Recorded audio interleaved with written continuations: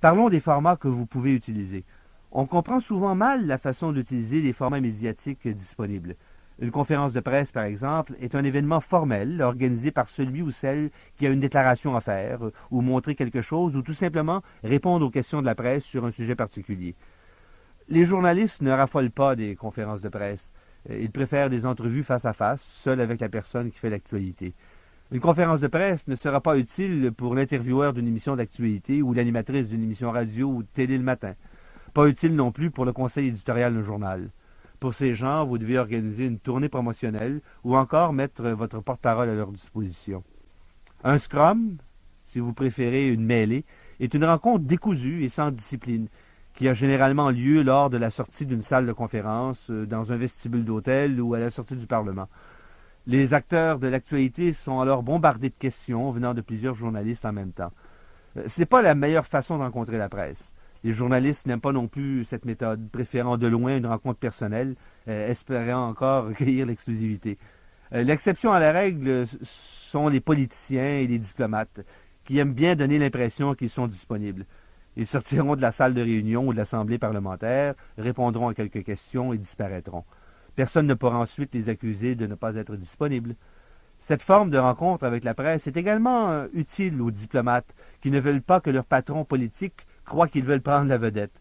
Ils n'ont qu'à dire à leur patron qu'ils ont dû faire face aux journalistes et ont dû dire quelques mots. L'embuscade ou le guet-apens, le style d'entrevue que vous voyez à l'émission American 60 Minutes, implique un journaliste qui attend et prend par surprise quelqu'un impliqué dans l'actualité.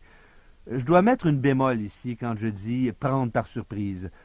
Généralement, si le ou la reporter utilise cette méthode, c'est qu'il ou elle a fait plusieurs demandes à cette personne d'accorder une entrevue et on lui a refusé. Il ne reste donc que cette technique pour au moins montrer à l'antenne la tête du personnage et l'inviter une dernière fois à donner sa version des faits. L'embuscade ou le guet-apens est donc, en fin de compte, provoqué la plupart du temps par le refus d'accorder une entrevue. Une séance de photos est une occasion pour la presse d'avoir accès à un endroit spécifique pour y prendre des images ou des photographies. L'intention ici n'est pas de répondre à des questions, même si certains journalistes essaient de vous forcer à le faire. Mal gérée, une séance de photos ou une conférence de presse peuvent vite se transformer en mêlée. Vous savez, regarder trop la télévision ou des films montrant les journalistes en action donne la fausse impression que la presse en général aime coincer ou bousculer les acteurs de l'actualité. Avec l'exception occasionnelle de l'embuscade, c'est faux. Les journalistes doivent rapporter des faits qui affectent la population en général. Si les acteurs de l'actualité refusent de rencontrer la presse, ils ont quand même le devoir de rapporter ce qu'ils connaissent, ce qu'ils ont vu ou ce qu'ils ont entendu. Et quel que soit leur motif, il est de l'intérêt des acteurs de l'actualité de participer à ce processus, parfois difficile, j'en conviens.